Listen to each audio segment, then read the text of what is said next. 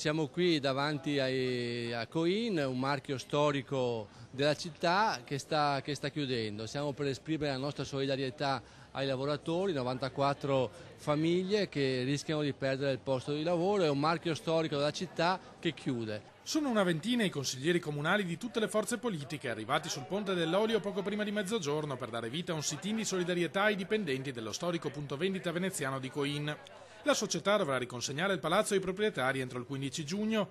Incerta la sorte dei 94 dipendenti, soltanto una minima parte di loro potrà essere assorbita in altri punti vendita della città metropolitana. Per gli altri l'alternativa sarà il trasferimento fuori dal Veneto o la perdita del posto di lavoro. Noi abbiamo portato con tutti gli altri consiglieri di comune accordo la nostra solidarietà ai lavoratori, ma soprattutto alle lavoratrici, perché di fatto la quasi totalità sono lavoratrici donne. Purtroppo Venezia, così come in altri casi, sta punendo dal punto di vista dell'occupazione soprattutto le donne. Sappiamo quali sono gli effetti anche della mancanza di lavoro delle donne, la difficoltà soprattutto per le donne poi di trovare una nuova occupazione. Tutti i capigruppo in Consiglio Comunale hanno quindi risposto all'appello dei sindacati, testimoniando la loro solidarietà in un documento firmato all'unanimità.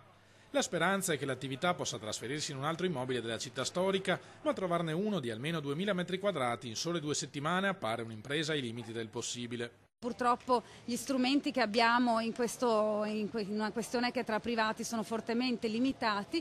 Personalmente quello che come Movimento 5 Stelle ci impegniamo a fare è quello di fare il massimo per impedire che ci sia un cambio di destinazione d'uso a ricettivo o alberghiero, perché di tutto abbiamo bisogno fuorché dell'ennesimo albergo.